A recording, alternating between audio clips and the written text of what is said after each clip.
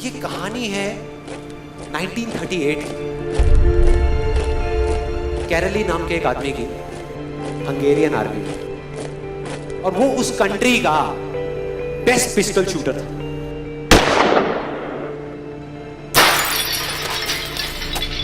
जितनी भी national championships हुई थी उस कंट्री में, उसको वो जीत चुका था। और सबको ऑलमोस्ट कंफर्म था कि 1940s में जो ओलंपिक्स होने वाले हैं उसमें गोल्ड मेडल कैरली को ही मिलेगा। और उसने सालों से ट्रेनिंग करी थी। उसका एक ही सपना था, एक ही फोकस था कि मुझे अपने इस हाथ को दुनिया का बेस्ट शूटिंग हैंड बनाना है, बेस्ट बनाना है, बेस्ट बनाना है। और वो कामयाब हो गया, उसने बना लिया बेस्ट शूटिंग हैंड।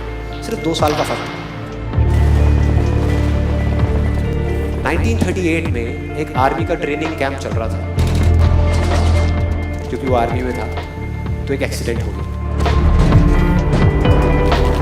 उसके उसी हाथ में जिससे उसने गोल्ड मेडल जीतना था, उसमें एक हैंड ग्रेनेड फट गया और वो हाथ चला गया। जो उसका सपना था, जो फोकस था, सब खत्म।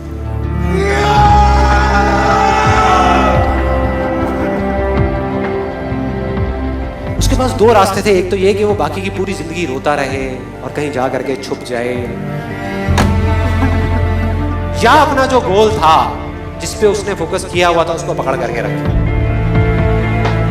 तो उसने फोकस किया उस पे नहीं जो चला गया था, जो उसके पास नहीं था। उसने फोकस किया उस पे जो उसके पास था।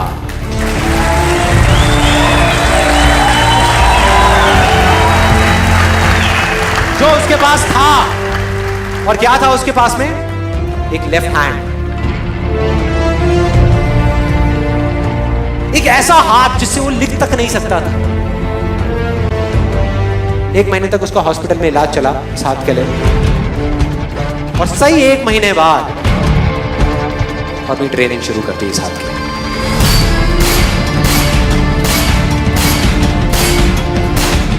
ट्रेनिंग के 1 साल बाद, मतलब कि 1939 में वो वापस आया। नेशनल चैंपियनशिप्स हो रही थी वहीं पे हंगरी में, और बाकी भी बहुत सारे पिस्टल शूटर्स थे वहां पे। उन्होंने जा करके उसको कांग्रेचुलेट किया, कहा कि यार देखो, ये होता है जज्बा, ये होती है स्पोर्ट्समैन स्पिरिट, कि इतना सब कुछ होने के बाद भी तुम यहां पर आए हो हमको देखने के लिए और हमारा हौसला बढ़ाने के लिए। किसी को नहीं पता था कि वो 1 साल से अपनी ट्रेनिंग कर रहा था लेफ्ट हैंड की। और उसने जवाब दिया, मैं यहां पर तुम्हारा हौसला बढ़ाने नहीं आया, तुम्हारे साथ कॉम्पीट करने आया हूं, तुमसे लड़ने आया हूं, तैयार हो जाओ। और कंपटीशन हुआ। बाकी सब वहां पर जितने भी लोग थे वो कॉम्पीट कर रहे थे अपने बेस्ट हैंड से। ये कॉम्पीट कर रहा था अपने ओनली हैंड से,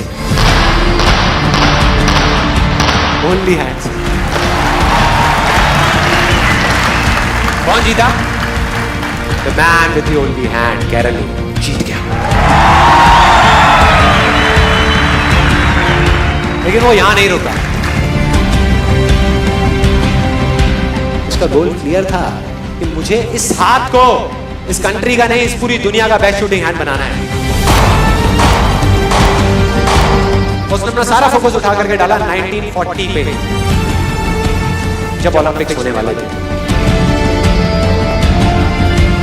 लेकिन 1940s के ओलंपिक्स कैंसिल हो गए वर्ल्ड वॉर की वजह से।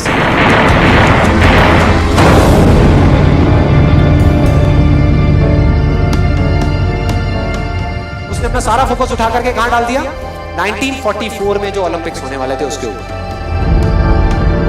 और 1944 में जो ओलंपिक्स होने वाले थे वो भी कैंसिल हो गए वर्ल्ड वॉर की वजह से। फिर से कैंसिल।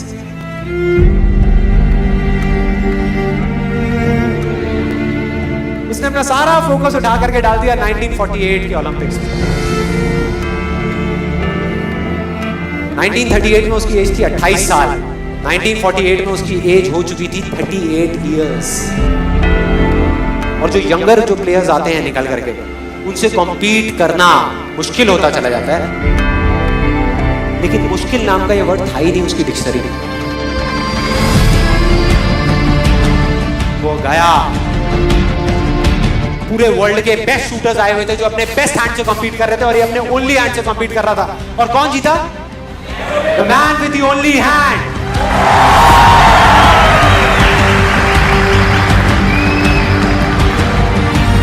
लेकिन वो तब भी नहीं रुका। 1952 ओलंपिक्स, दोबारा कॉम्पीट किया उसने, और इस बार गोल्ड मेडल कौन जीता? गैरल ली। 4 साल बाद दोबारा से, और पूरी की पूरी हिस्ट्री को बदल करके रख दिया ओलंपिक्स। इस पर्टिकुलर कंपटीशन में उससे पहले किसी भी एथलीट ने लगातार 2 गोल्ड मेडल्स नहीं जीते।